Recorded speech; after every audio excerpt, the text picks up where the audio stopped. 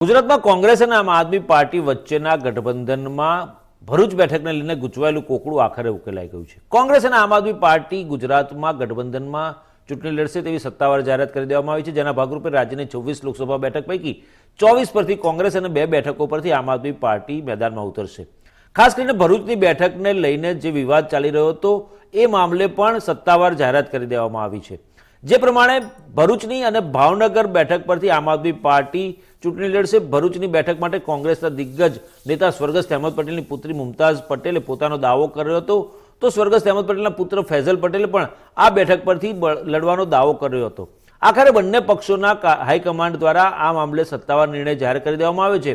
હાલમાં જ રાજ્યમાં થયેલી મોટી ઉથલપાથલમાં કોંગ્રેસના 2 ધારાસભ્યો ચિરાગ પટેલ અને સીજે ચાવડા અને તેમજ આમ આદમી પાર્ટીના ભૂપત ભાયાણી ભાજપમાંથી ચૂંટણી લડે તેવી અપેક્ષાથી બંને પક્ષોના નેતાઓ તેમને હરાવવા માટે સંયુક્ત રીતે ઉમેદવારી ઈચ્છે છે।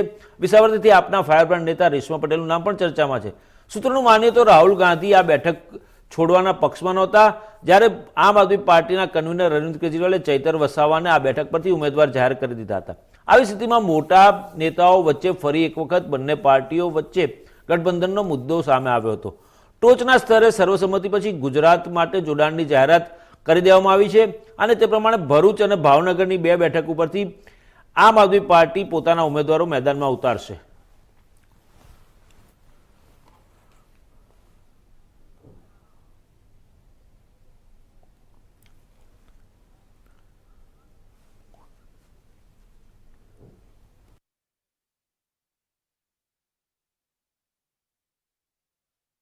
गुजरात में 26 लोकसभा सीटें हैं, 24 पर कांग्रेस लड़ेगी, 2 सीटों पर आम आदमी पार्टी के प्रत्याशी रहेंगे। भरूच लोकसभा और भावनगर लोकसभा की ये सीटें होगी। રીતે આપણે સાંભળ્યું કે મુકુલ વાસનિકે જાહેરાત કરી સત્તાવાર કે ભરૂચ અને ભાવનગરની બેઠક ઉપરથી આમ આદમી પાર્ટીના ઉમેદવાર ચૂંટણી લડશે, જ્યારે 24 બેઠકો પરથી કોંગ્રેસના ઉમેદવાર ચૂંટણી લડશે। આમ જે ભરૂચની બેઠકનું કોકડું તે ઉકેલાઈ ગયું છે ને આખરે જે પ્રકારે અરવિંદ કેજરીવાલે 7મી જાન્યુઆરીએ જાહેરાત કરી હતી ચૈતર વસાવાના નામની ભરૂચ બેઠક પરથી ચૂંટણી લડાવવા માટેની, તે ચૈતર વસાવા હવે ભરૂચથી આમ આદમી પાર્ટીના સત્તાવાર ઉમેદવાર ડિક્લેર કરી દેવામાં આવે છે, કારણ કે જે પ્રકારે કોંગ્રેસ અને આમ આદમી પાર્ટીના હાઈકમાન્ડ વચ્ચે સમજૂતી થઈ છે 26 બેઠકો માટે, ગુજરાતની 26 બેઠકો માટે સમજૂતી થઈ છે, તેમાં 24 બેઠકો પરથી કોંગ્રેસ લડશે અને 2 બેઠકો પરથી આમ આદમી પાર્ટી લડશે।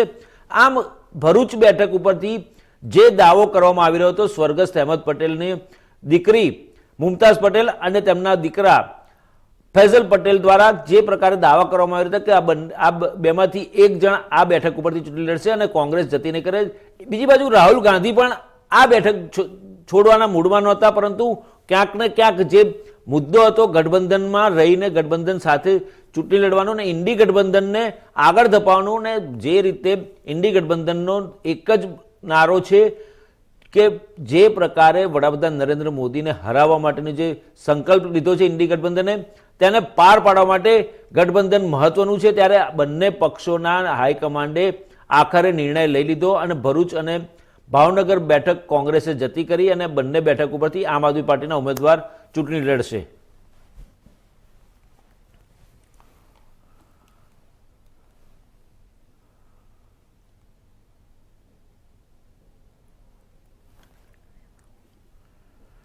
તો જે રીતે દાવા પ્રતિદાવા જે ચાલી રહ્યા હતા તેનો આખરે અંત આવી ગયો છે। કોંગ્રેસ અને આમ આદમી પાર્ટીની દિલ્હીમાં સંયુક્ત પત્રકાર પરિષદમાં ગુજરાત કોંગ્રેસના પ્રભારી મુકુલ વાસનિક અને ગુજરાતની આમ આદમી પાર્ટીના પ્રભારી સંદીપ પાઠકે પત્રકાર પરિષદ સંબોધી અને ગુજરાત ઉપરાંત દિલ્હી હરિયાણા માટેની પણ જે ગઠબંધન છે તેની પણ સત્તાવાર જાહેરાત કરવામાં આવી છે, પરંતુ ગુજરાતની જે મહત્વનું છે વાત કે ભરૂચ અને ભાવનગર બેઠક ઉપરથી આમ આદમી પાર્ટીના ઉમેદવાર મેદાનમાં ઉતરશે, જ્યારે કોંગ્રેસ 24 બેઠકો પરથી ચૂંટણી લડશે અને આ રીતે ભાજપને હરાવવા માટેનો આખી એક રણનીતિ ઘડવામાં આવી છે।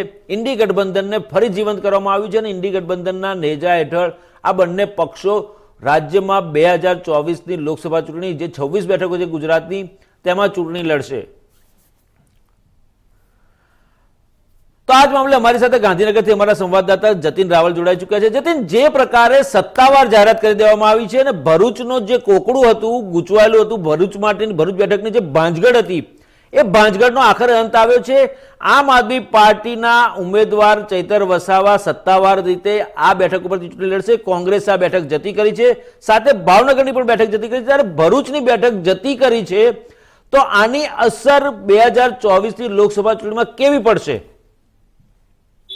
જો ચોક્કસથી હવે જ્યારે કહી શકાય કે જ્યારે જે અટકળો જે ચાલી રહી હતી, હવે આજની સવારની જો વાત કરીએ તો સવારે જે રીતે ફૈસલ પટેલની પોસ્ટ હતી કે તેમને રાહુલ ગાંધીનો આભાર માન્યો હતો કે તેમની વાતનું સમર્થન કરવા બદલ અને તેમનો ખૂબ ખૂબ આભાર છે અને તેઓ લોકસભાની ચૂંટણી જીતીને બતાવશે ને આવી ઘણી બધી અટકળો જે હતી તે ચાલી રહી હતી તેમની આ પોસ્ટના માધ્યમથી.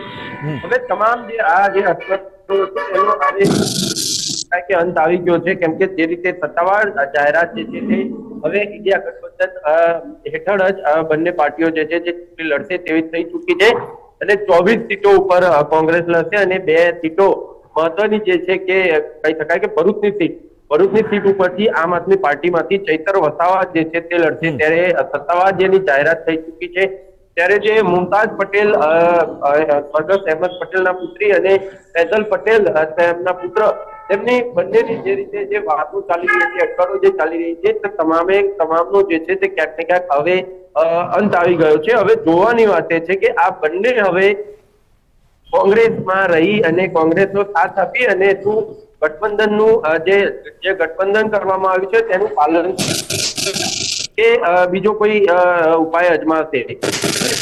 ચોક્કસથી કહી શકાય કે જો તેઓ ચૈતર વસાવાની સાથે રહીએ, કોંગ્રેસનું માની અને જો આમ આદમી પાર્ટીને જીતાડવા માટે એટલે કે ઇન્ડિયા ગઠબંધન હેઠળ જે ચૈતર વસાવા લડી રહ્યા છે ચૂંટણી, તેમને જીતાડવા માટે જો પ્રયત્ન કરશે તો ચોક્કસથી કહી શકાય કે ભારતીય જનતા પાર્ટીને કહી શકાય કે આકરા પાણી જોવા પડે તેવી પરિસ્થિતિ ત્યાં થઈ શકે. સવાલ એ પણ થાય છે જતીન, સવાલ એ પણ થાય, તમને રોકવા માંગીશ, સવાલ એ પણ થાય છે કે માફ કરશો, ફૈઝલ પટેલે 3 દિવસ પહેલા એક ટ્વીટ કર્યું હતું અને એમાં સ્પષ્ટ લખ્યું હતું કે જો કોંગ્રેસને આ બેઠક આપવામાં નહીં આવે, ભરૂચની લોકસભા બેઠક, તો પોતે અને કોંગ્રેસના ભરૂચના કાર્યકર્તાઓ કે નેતાઓ આમ આદમી પાર્ટીના ઉમેદવારના સમર્થનમાં પ્રચાર નહીં કરે. આ પ્રકારની જે વાત હતી, તો આનો અર્થ શું સમજો? જ્યારે હવે કોંગ્રેસે આ બેઠક જતી કરી છે, સત્તાવાર જાહેરાત થઈ ગઈ છે, આમ આદમી પાર્ટી આ ચૂંટણી લડવાની છે, ત્યારે ફૈઝલ પટેલનો ભૂમિકા કેવી રહેશે? હવે જો ચોક્કસથી હવે ફૈઝલ પટેલની ભૂમિકા કેવી રહેશે તે તો અત્યારથી કહેવું ખૂબ વહેલું ગણાશે, આવનારો સમય જ બતાવશે. પરંતુ કોંગ્રેસના જે કહી શકાય કે જે નેતાઓ છે, કોંગ્રેસના જે આગેવાનો છે, તેમના દ્વારા પણ જે પ્રકારે આ નિર્ણય લેવામાં આવ્યો છે, હું પણ તેને ખરેખર બતાવું છું કે કોંગ્રેસના નેતાઓએ ખૂબ જ સૂઝબૂછથી આ જે નિર્ણય જે છે તે લીધો છે. 24 સીટો તેમના પાડે જશે અને જે 2 સીટો જે છે તે આમ આદમી પાર્ટીને જે છે તે લડવા માટે આપી છે. ત્યારે ચોક્કસથી કહી શકાય કે કોંગ્રેસના નેતાઓએ ખૂબ જ સમજદારી ભર્યું પગલું લીધું છે, આમ આદમી પાર્ટી સાથે ગઠબંધન કર્યું છે.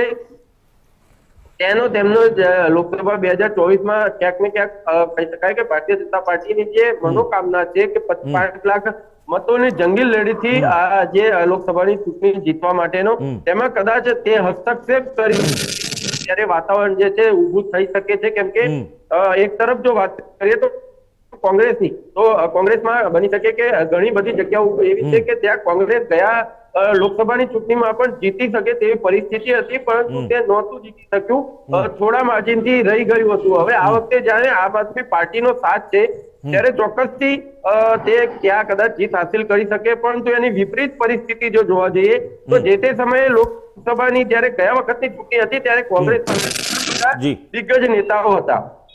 જ્યારે આ વખતે વાત કરીએ તો કોંગ્રેસ પાસે હવે ફક્ત ગણ્યા કાંઠા કહી શકાય કે દિગ્ગજ નેતાઓ જે છે રહી ગયા છે. ત્યારે ચોક્કસથી કોંગ્રેસે અને આમ આદમી પાર્ટીએ ગઠબંધન થયા બાદ જ મહેનત કરવી પડે અને તો જ થોડું ઘણું પરિણામ જે છે તે મળી શકે. તો બીજી બાજુ આમ આદમી પાર્ટીની જો વાત કરીએ તો આમ આદમી પાર્ટીમાંથી ભરૂચની સીટ છે તે ખૂબ જ હોટ ફેવરિટ માનવામાં આવી રહી છે ચૈતર વસાવા માટે. ચૈતર વસાવા જે છે તે ત્યાં ખૂબ જ લોકપ્રિય છે અને ત્યાં તેની સારી એવી નામના જે એ વિસ્તારોમાં જે છે તે ધરાવે છે. પરંતુ તે ડેડિયાપાડાની નહીં પરંતુ ભરૂચ આ લોકસભાની સીટ છે 7 જિલ્લાઓ આની અંદર આવે છે. હવે તમામ જિલ્લાઓમાં કઈ પ્રકારની તેની લોકચાહના છે તે પણ જોવાનું રહેશે. તેના વિસ્તારમાં તે જીતી શકે તેમ છે, પરંતુ આજુબાજુના જિલ્લાઓમાં ત્યાં ભારતીય જનતા પાર્ટીના ધારાસભ્યો આ કઈ રીતનું માહોલ જે છે તે ભારતીય જનતા પાર્ટી દ્વારા ઉભો કરવામાં આવે છે, કઈ વ્યૂહરચના ભારતીય જનતા પાર્ટી દ્વારા ઘડવામાં આવે છે તે કદાચ આવનારો સમય બતાવશે. પરંતુ અત્યારે જો જોવા જઈએ તો ખરેખર આમ આદમી પાર્ટીની સાથે જો કોંગ્રેસ ના ફૈઝલ પટેલ અને જો મુમતાજ બંને સાથ આપે તો ચોક્કસથી ચૈતર વસાવા જે છે તે કદાચ એ સીટ ઉપર વિજેતા થઈ શકે છે. ચોક્કસ જતીન, સવાલ એ પણ થાય છે કે 1960માં મુંબઈ રાજ્યમાંથી ગુજરાત અલગ રાજ્ય તરીકે સ્થાપના થઈ, ત્યારથી લઈને 1984માં જે 1984 સુધીની જે લોકસભાની ચૂંટણી થઈ એમાં સતત કોંગ્રેસ જીતતું આવ્યું, અને જે રીતે અહેમદ પટેલ ત્યાંથી સતત જીતતા આવ્યા હતા 1989 સુધી કોંગ્રેસ તો ગઢ ગણાતું હતું, પરંતુ 1989માં અહેમદ પટેલને ભાજપના ચંદુ દેશમુખે હરાવ્યા અને ત્યાર પછી ભાજપનો ગઢ બની ગયો છે.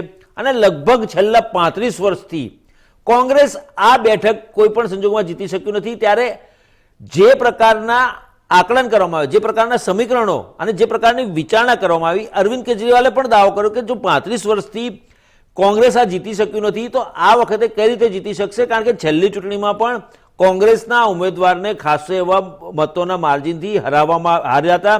અહેમદ પટેલ પણ પોતે જ્યારે 1989માં લડ્યા હતા અને પછી મનસુખ વસાવા સામે પણ લડ્યા હતા ત્યારે બહુ મોટા માર્જિનથી હાર્યા હતા, જીતી નહોતા શક્યા.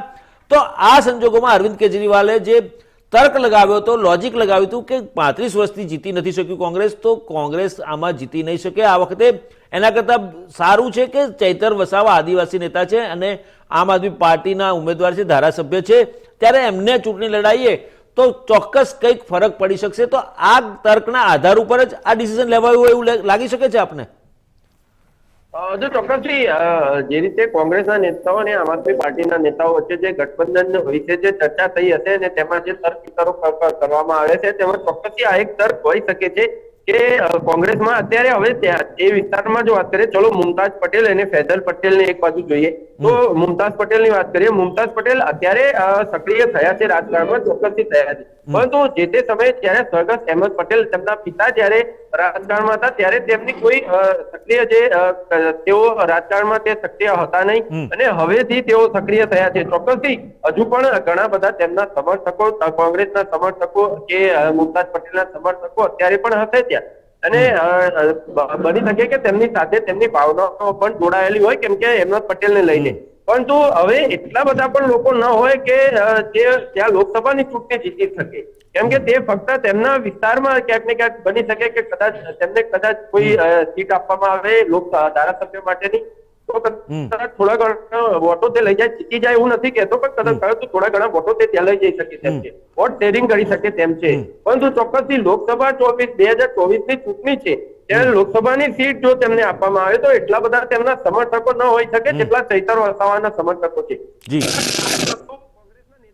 તે સમજ્યા હશે અને તેમને આ સીટ જે છે તે ચૈતર વસાવાને લડવા માટે આપી દીધી હોય, કેમ કે તેમને પણ ખબર છે કે ચૈતર વસાવાનું કેટલું વર્ચસ્વ એ ત્યાં વિસ્તારમાં આસપાસના વિસ્તારોમાં છે, તે તેમને જોયું છે. તેમની ચૈતર વસાવાની જે રેલીઓ નીકળી હોય છે, રેલીઓમાં કેટલા લોકો જોડાતા હોય છે તે તેમને પણ જોઈ હશે અને એટલા માટે થઈ અને કદાચ તેમને સીટ આપી હોય. તો ફૈઝલ પટેલની વાત કરીએ, ફૈઝલ પટેલ હજુ રાજકારણમાં ખૂબ જ નવા છે, તેઓ હજુ રાજકારણમાં કોઈ જગ્યાએ એટલા મોટી માત્રામાં ક્યાંય સક્રિય થયા હોય તેવું લાગતું નથી, તેમની પાસે એટલો અનુભવ નથી. ચૈતર વસાવા ભલે ઉંમર નાની છે પરંતુ ચૈતર વસાવા ખૂબ નાની ઉંમરથી રાજકારણમાં જોડાયા હતા અને તેમની પાસે રાજકારણનો પણ ખૂબ સારો છે અને હાલ અને તે આસપાસના આદિવાસી વિસ્તારમાં પણ સારું એવું ત્યારે ચોક્કસથી આ જ તર્ક ઉપર કહી શકાય કે અરવિંદ ભરૂચની સીટ જે છે તે માંગી હોય અને બીજી 24 સીટો કોંગ્રેસે આપવાનો નિર્ણય કર્યો હોય તેવું અત્યારે આ જે ગઠબંધનનું જે નિવેદન આવ્યું છે તેના પરથી લાગી રહ્યું છે. ચોક્કસ જતીન, સવાલ એ પણ થાય છે કે 2022ની વિધાનસભા ચૂંટણી જોઈએ, ભરૂચ લોકસભા બેઠક હેઠળ 6 વિધાનસભા મત વિસ્તાર આવે છે. આ 6 વિધાનસભા મત વિસ્તારના મતો જોઈએ, આપણે મતોની ગણતરી મતો જોઈએ તો ભાજપને જે મત મળ્યા છે તેની સામે કોંગ્રેસ અને આમ આદમી પાર્ટીના જે મતો છે તે ખાસા એવા ડિફરન્સ છે, મતોનું માર્જિન બહુ મોટું છે. પરંતુ જો આ ગઠબંધન થયું છે, હવે આમ આદમી પાર્ટી અને કોંગ્રેસના મતોને ભેગા કરવામાં આવે તો જે ભરૂચ લોકસભાનું જે 2019માં ચૂંટણી થઈ હતી એમાં જે 3.5 લાખ ઉપરનું જે માર્જિન હતું તે ઘટીને લગભગ 3 લાખ જેટલું માર્જિન થઈ, 1.5 લાખ જેટલું માર્જિન થઈ જાય.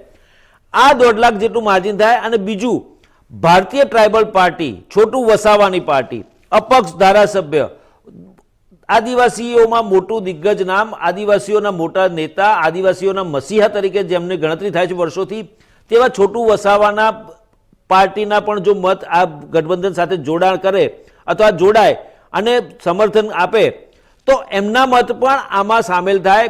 કોંગ્રેસ, આપ અને બીટીપીના આ ત્રણના મત ભેગા થાય તો ભાજપનું જે માર્જિન હતું મતોનું જીતનું 2019ની ચૂંટણીમાં લોકસભામાં, એ ચૂંટણીના લોકસભાનું જે માર્જિન હતું 1.5 લાખનું જે રહે છે, બે પાર્ટી ભેગી થાય તો 1.5 લાખ અને ત્રીજી પાર્ટી ભેગી થાય આ બેની સાથે તો ઘટીને માત્ર ને માત્ર 75,000 થઈ જાય. પણ જીતવાના તો ચાન્સીસ છે જ નહીં, એ સ્પષ્ટ છે. શું કહેવું છે તમારું?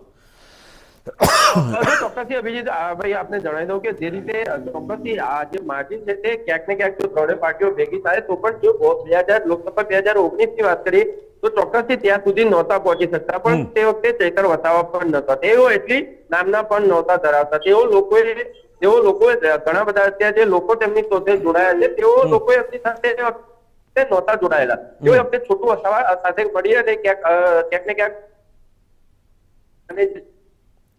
પરંતુ હવે આ વખતની જો વાત કરીએ, આ વખતે પરિસ્થિતિ જે છે તે તદ્દન વિપરીત છે. હા, ચોક્કસ એ વખતે કોંગ્રેસ પાસે ખૂબ મોટા દિગ્ગજ નેતાઓ હતા, તેમની પાસે કહી શકાય કે ખૂબ સારા એવા આગેવાનો કોંગ્રેસની પાસે હતા, કે જે પ્રવક્તાઓ સારા એવા હતા કે જેના કારણે તે જેટલા પણ વોટો શેર કર્યા હતા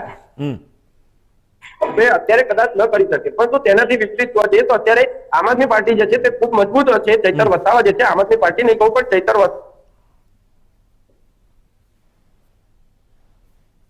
જતીન મ્યુટ થઈ ગયું છે આપનો. જી, લાગે છે કોઈ ટેકનિકલ પ્રોબ્લેમ આવે છે, પાછળ કનેક્ટ કરીશું આપણે. તો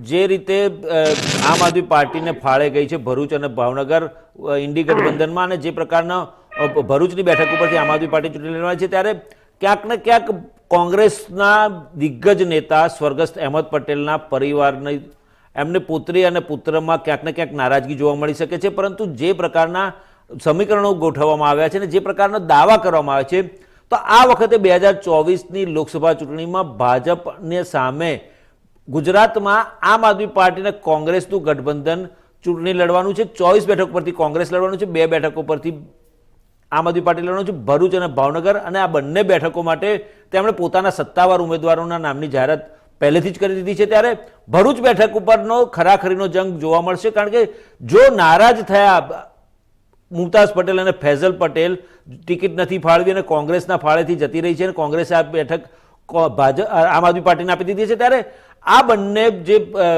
સ્વર્ગસ્થ અહેમદ પટેલના પુત્ર અને પુત્રી છે તે કેવા પ્રકારની ભૂમિકા ભજવે છે, અને જો આ નારાજગીનો લાભ ભાજપ ઉઠાવે અને ભાજપ મુમતાઝ પટેલને લઈ જાય ભાજપમાં અને તેમને ટિકિટ આપે તો કંઈક રસપ્રદ ચૂંટણી બની શકે એવી શક્યતાઓ નકારી શકાય. પરંતુ હા, તો રાજકારણ છે, રાજનીતિમાં કંઈ પણ થઈ શકે છે. પરંતુ એક વસ્તુ ચોક્કસ છે કે આમ આદમી પાર્ટીએ એક મોટું મેદાનમાં લીધું. ભરૂચ બેઠક જે કોંગ્રેસની વર્ષોથી હતી અને કોંગ્રેસ પાસે રહેતી હતી, પરંતુ છેલ્લા 35 વર્ષથી કોંગ્રેસ આ બેઠક ઉપર જીતી શક્યું નથી. ત્યારે કોઈ પણ સંજોગોમાં આમ આદમી પાર્ટીએ આ વખતે પોતાના ઉમેદવાર ત્યાંથી ઊભા રાખી લોકસભા ચૂંટણી લડાવવાનું નક્કી કરેલું, અને તેના આધારે કોંગ્રેસ અને આમ આદમી પાર્ટીના હાઈકમાન્ડે આખરે સત્તાવાર જાહેરાત કરી દીધી છે. ભરૂચ અને ભાવનગર બેઠક ઉપરથી આમ આદમી પાર્ટી લડશે, બાકીની 24 બેઠકો પરથી કોંગ્રેસ લડશે અને ભાજપ સામે બાથ ભીડશે. 2024ની ચૂંટણી રસપ્રદ બની રહે એવી શક્યતાઓ છે અને રહેશે જ. દર્શકો, સમાચારમાં અત્યારે